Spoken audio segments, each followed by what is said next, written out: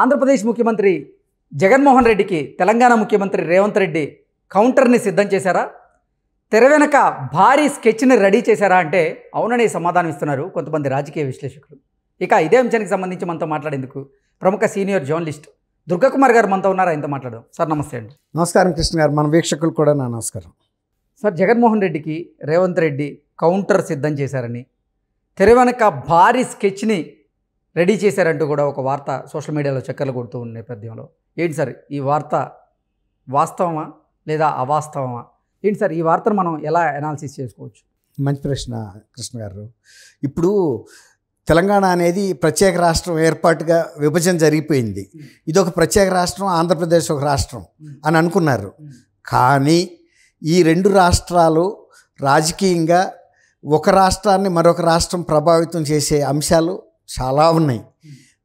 ఇక నుంచి జరగబోయే రాజకీయాలు ఎప్పుడు కూడా తెలంగాణకి వేరు, ఆంధ్రప్రదేశ్ వేరు అనే భావన లేదండి. చంద్రబాబు గారి అరెస్ట్ తర్వాత చంద్రబాబు గారి అరెస్ట్ ఎన్నికల ప్రభావం తెలంగాణ మీద ఎలా చూపిందో, తెలంగాణ ముఖ్యమంత్రులు కానీ తెలంగాణ నాయకులు అంటే ముఖ్యంగా రేవంత్ రెడ్డి వరకు మనం పరిమితం అవుదాం. ఇప్పుడు ఉన్న ముఖ్యమంత్రి రేవంత్ రెడ్డికి ఆంధ్రప్రదేశ్లో కూడా పరపుతుందండి. ఓకే, రేవంత్ రెడ్డికి ఆంధ్రప్రదేశ్లో కూడా పరపుతుంది. రెండోది ఏంటంటే రేవంత్ రెడ్డి గారు ఇక్కడ బీఆర్ఎస్ని ఎదుర్కోవటానికి ఈసారి సర్వసన్నాహకాలు చేసుకుని ఎదుర్కొన్నాడు.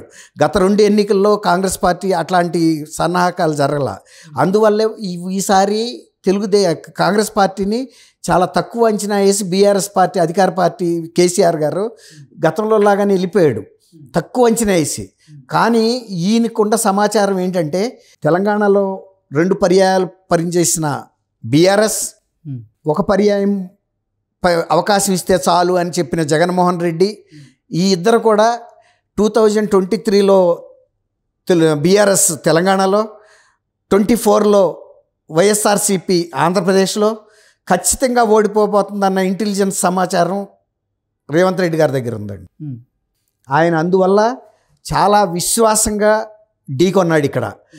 ఆ సందర్భంలో అక్కడ చంద్రబాబు నాయుడు గారి అరెస్ట్ ప్రభావం ఇక్కడ చూపించిందని చెప్పా కదండి. చూపించిందా లేదా అనేది మీరు చెప్పండి. చూపించింది కదా.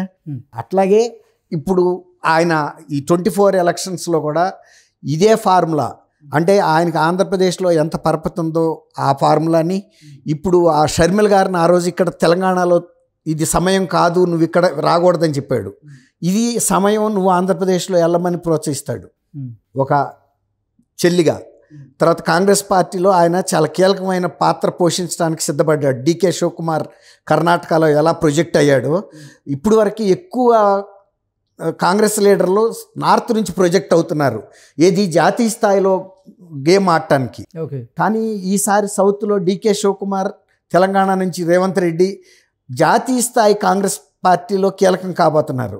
ఇప్పుడు అందువల్ల ఆంధ్రప్రదేశ్లో ఇప్పుడు వస్తున్న లోక్సభ ఎన్నికలు, అసెంబ్లీ ఎన్నికలు, తెలంగాణలో వస్తున్న లోక్సభ ఎన్నికల్లో తను విశ్వరూపం చూపించడానికి రెడీగా ఉన్నాడు. రానున్న లోక్సభ ఎన్నికల్లో వీలైనన్ని లోక్సభ స్థానాలను కైవసం చేసుకొని సోనియా గాంధీకి గిఫ్ట్ ఇవ్వాలని రేవంత్ రెడ్డి ప్రయత్నం చేస్తున్నారని, అందులో భాగంగానే ఆంధ్రప్రదేశ్లో అసలు పరిస్థితి ఎలా ఉంది అనేది ఆయన రిపోర్టులు తెప్పించుకున్నారని, ఆంధ్రప్రదేశ్లో జగన్మోహన్ రెడ్డికి వ్యతిరేకంగా పవనాలు వీస్తున్నాయి కాబట్టి ఇక్కడ ఉన్నటువంటి సీమాంధ్రుల ఓట్లు గెలవాలన్నా, వారి మన్నలను ఇదవ్వాలన్నా అసలు జగన్మోహన్ రెడ్డికి సంబంధించినటువంటి రిపోర్ట్లు బాగా పనికొచ్చాయని, ఈ మాస్టర్ ప్లాన్తోనే రేవంత్ రెడ్డి లోక్సభ స్థానాలను గెలిచేటి ప్రయత్నం చేస్తున్నాడంటూ కూడా అది జగన్మోహన్ రెడ్డికి పెద్ద స్కెచ్ కాబోతుంది అంటూ కూడా ఒక వార్త బయటకు వచ్చింది. దీన్ని ఎలా చూడొచ్చు? ఇప్పుడు సింపుల్గా ఎనాలిసిస్ చేద్దాం కృష్ణ గారు. మొన్న ఇక్కడ జరిగిన ఎలక్షన్స్లో బీజేపీ 3rd ప్లేస్లోకి వెళ్ళిపోయింది. అంతకుముందు లోక్సభ సభ్యులుగా ఉన్న బండి సంజయ్ కానీ, అరవింద్ కానీ, రఘునందన్ రావు గారు ఎమ్మెల్యే కానీ, ఇట్లా సీనియర్ లీడర్స్ అందరూ కూడా మొన్న ఓడిపోయారు. ఒక్క కిషన్ రెడ్డి గారు పోటీ చేయలేదు కాబట్టి ఆయన పదవి అట్లాగే ఉండింది. మిగిలిన సీనియర్ లీడర్స్ మొత్తం ఈటల రాజేంద్ర గారు అందరూ ఓడిపోయారు ఇక్కడ. దాన్ని బట్టి కాంగ్రెస్ ఇక్కడ ఒక స్థిరమైన పొజిషన్లో ఉంది. రేపు లోక్సభ ఎలక్షన్స్లో కూడా కాంగ్రెస్కి ఎక్కువ ఎడ్జ్ ఉంటుంది కానీ బీజేపీకి ఉండదు. ఎందుకంటే బీజేపీ మీద బీఆర్ఎస్కి వాళ్ళిద్దరు ఒకే పార్టీ అనే భావన ప్రజలకు వెళ్ళిపోయింది. కాబట్టి బీఆర్ఎస్కి వేసే బదులు బీజేపీకి వేసినా ఒకటే, రెండిట్లో ఒకటే. కాబట్టి కాంగ్రెస్ ఇక్కడ స్థిరపడటానికి ఎక్కువ స్థానాలు తెచ్చుకోవడానికి ఆస్కారం ఏర్పడిపోయింది. అట్లాగే అక్కడికి వచ్చేటప్పటికి ఆ కాంగ్రెస్ బలం కాదు అక్కడ, జగన్మోహన్ రెడ్డి గారికి మీద ఉన్న వ్యతిరేకత అట్లాంటిది. బీజేపీ మీద తీవ్ర వ్యతిరేకత ఉందనేది ఆంధ్రప్రదేశ్లో అందరికీ తెలిసిన విషయమే.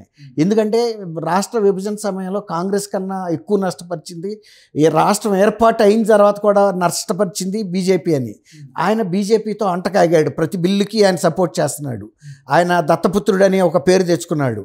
కాబట్టి బీజేపీ ఇప్పుడు వైఎస్ఆర్సీపీ పరిస్థితి అక్కడ బాగోదు. కాబట్టి దాన్ని ఎట్లయినా పరిస్థితుల్లో అడ్వాంటేజ్ ఇతరులకే ఉంటుంది. అది టీడీపీకైనా ఉండొచ్చు, కాంగ్రెస్కైనా ఉండొచ్చు. ఇప్పుడు షర్మిల అంటే ఆంధ్రప్రదేశ్లో వైఎస్ఆర్సీపీని అక్కడ ప్రజలు వ్యతిరేకిస్తున్నారు కాబట్టి ఇక్కడ సెటిలర్లు కూడా వ్యతిరేకించే అవకాశం ఉంటుందా? రేవంత్ రెడ్డికి అది ప్లస్గా మారే అవకాశం ఖచ్చితంగా అండి. మొన్న ఎలక్షన్లో కూడా కనపడింది కదా, ఇంకా కొంచెం ఇంకా ష్రింక్ అయ్యారనిపిస్తుంది. అంటే టీఆర్ఎస్ గెలుస్తుందనే ఒక అనుమానంతో కొంతమంది ఆంధ్ర ఓటర్లు కూడా ట్విన్ సిటీస్లో ఉన్న ఓటర్స్ కొంచెం సందేహపడ్డారని. ఇప్పుడు టీఆర్ఎస్కి ఎడ్జ్ కనపడతలేదు కాబట్టి ఈసారి ఇంకా డెస్ ఓటింగ్ జరిగినప్పుడు ఇక్కడ ఏర్పడుతుంది, అక్కడ కూడా మేలు జరుగుతుందండి. తర్వాత ఇంతకుముందు ఈయన టీడీపీలో ఉండెళ్ళాడు, తర్వాత ఈయన విభజన నాయకుడు కాదు. రాష్ట్ర విభజనలో ఈయనేమి అగ్రభాగా నుండి పోరాళ్ళ కేసీఆర్ గారిలాగా ఆంధ్ర ప్రజల మీద వ్యతిరేక ప్రకటనలు లేకపోతే దూషిస్తూనో ప్రకటనలు చేయలే. రేవంత్ రెడ్డి గారు అంటే వాళ్ళకు కూడా ఒక సదాభిప్రాయం ఉంది. తర్వాత ఆయన పరిపాలన విధానం తీరు కూడా ఫస్ట్లోనే రాగానే విధ్వంస పరిపాలన మొదలెట్టలేదు, అభివృద్ధి కార్యక్రమాల మీద పాజిటివ్గా నోట్తో మొదలెట్టాడు. అది జగన్మోహన్ రెడ్డి గారు అక్కడ చేయలేదు, కంటిన్యూ కూడా చేయలేదు, ఆయన విధ్వంసమే కంటిన్యూ చేశాడు. కాబట్టి ఇవాళ రేవంత్ రెడ్డి అనే వ్యక్తిని ఒక సౌత్ ఇండియాలో లీడర్గా, తెలుగు లీడర్లుగా, తెలుగు జాతికి చెందిన వ్యక్తిగా ఆంధ్రప్రదేశ్లో కూడా ఆయనకు ఆ అడ్మిరేషను, ప్రజల్లో అభిమానం ఉంది. దానికి తోడు ఆయన సొంత కుటుంబంలో షర్మిల గారిని ఎమ్మడబెట్టుకొస్తున్నాడు. షర్మిల గారు చేసే విమర్శలు కానీ, షర్మిల గారు చెప్పే నిజాలు కానీ జగన్మోహన్ రెడ్డి గారు రేపు నో అని చెప్పలేని పరిస్థితిలో పడతాడు. ఆ రోజు సజ్జల గారు ఇంకొకళ్ళు ఖండించినా కూడా వాటికి విలువ ఉండదు కదండి, ఇప్పటికే లేదు. ఇప్పుడు మొన్న సుబ్బారెడ్డి గారు వెళ్ళి రాయబారిగా తిరిగి వెళ్ళిపోయాడు. కుటుంబ సభ్యుడిగా కాదు, ఆయన బయట పిన్ని గారు భర్త, ఆయన కూడా మాట్లాడటానికి కూడా సింక్ అవుతాడు, ఎందుకంటే అది అంతర్గతంగా వైఎస్ రాజశేఖర రెడ్డి గారి కుటుంబానికి సంబంధించి సుబ్బారెడ్డి గారు మాట్లాడటం అనేది సమంజసం కాదు. ఎవరన్నా మాట్లాడితే జగన్మోహన్ రెడ్డి గారే మాట్లాడాలి, లేదంటే విజయం గారు మాట్లాడాలి. విజయం గారు అటు కొడుకు తరపున మాట్లాడుతుందా, కూతురు తరపున మాట్లాడుతుందా? తర్వాత ఆల్రెడీ ఆమె సిబిఐ ముందుకు ఒక వాంగ్మూలం ఇచ్చింది. తర్వాత డాక్టర్ సునీత అంటే వివేకానంద రెడ్డి గారి అమ్మాయికి మద్దతు ప్రకటించింది ఆ కుటుంబంలో ఆమె ఒక్కటే. ఇన్ని రకాల పరిస్థితుల్లో రేవంత్ రెడ్డి గారు తను ప్రూవ్ చేసుకోవడానికి మీరు అన్నట్టు సోనియా గాంధీ గారికి మంచి ఒక గిఫ్ట్ ఇవ్వాలనుకుంటే ఇప్పుడు 2 రాష్ట్రాల్లో తను ఇవాళ ఎట్లయితే ఇక్కడ ప్రొజెక్ట్ చేసుకున్నాడో అక్కడ ఆల్రెడీ తనకు కొంతమంది అభిమానులు ఉన్నారు. తర్వాత తెలుగుదేశంలో ఉన్న బ్యాక్గ్రౌండ్ ఉంది. తర్వాత ఇదే పరిస్థితుల్లో మొత్తం వైఎస్ఆర్సీపీ ఒక డిస్ట్రెస్డ్ కండిషన్లోకి వెళ్ళిపోయింది. కాబట్టి ఇవన్నీ కూడా ఈయనకు అనుకూలించే అంశాలు. తర్వాత వయస్సు, ఈయనేమి 70 ఏళ్ళు 80 ఏళ్లలో లేడు, ఇంకా కొంతకాలం చేయగలడు. తర్వాత ఆంధ్రప్రదేశ్ తరపున కూడా రేపు కేంద్రంలో మాట్లాడి కొన్ని ఇష్యూస్ సాల్వ్ చేయగలిగిన కెపాసిటీ కూడా రేవంత్ రెడ్డి గారికి ఉంది. వీటన్నిటిని మనం సమగ్రంగా చూస్తే మీరు అన్నట్టుగా రేవంత్ రెడ్డి వ్యూహం అనేది ఈ రకంగా తను వర్కౌట్ చేసుకుంటాడు. ఇప్పుడు శత్రువు యొక్క బలహీనతలను కాదండి, తను స్ట్రెంగ్త్ ఏంటి అనేది చూసుకుంటున్నాడు. అది ఆ అంచనాల మీద వెళ్ళినప్పుడు ఎవరు కూడా విఫలం అవ్వరు. అంతేగాని శత్రువు బలహీనత అనేది తర్వాత మాట. తను పడిపోతే ఏం చేస్తాం? ఇప్పుడు మనం కోటను కోల్చడానికి వెళ్ళామండి, అప్పటికి అది బేట్లు ఇచ్చేసి మన సైనికులు కవాతు చేస్తూ ఉండగానే ఆ ప్రకంపనలకు అది కూలిపోయింది అనుకోండి, అది మన తప్పు కాదు కదా. అంత వీక్గా కోట ఉంటాం దాని తప్పు. అంతేగాని ఈయన వచ్చి మార్చింగ్ చేస్తాడంటే చేస్తాడు. ఇప్పుడు దాడి చేయడానికి వచ్చేవాడు మార్చింగ్ చేసుకుంటా రాకపోతే కాళ్ళు ఈడ్చుకుంటా వస్తాడా? అది గమనించాలి కృష్ణ గారు. Okay sir, thank you.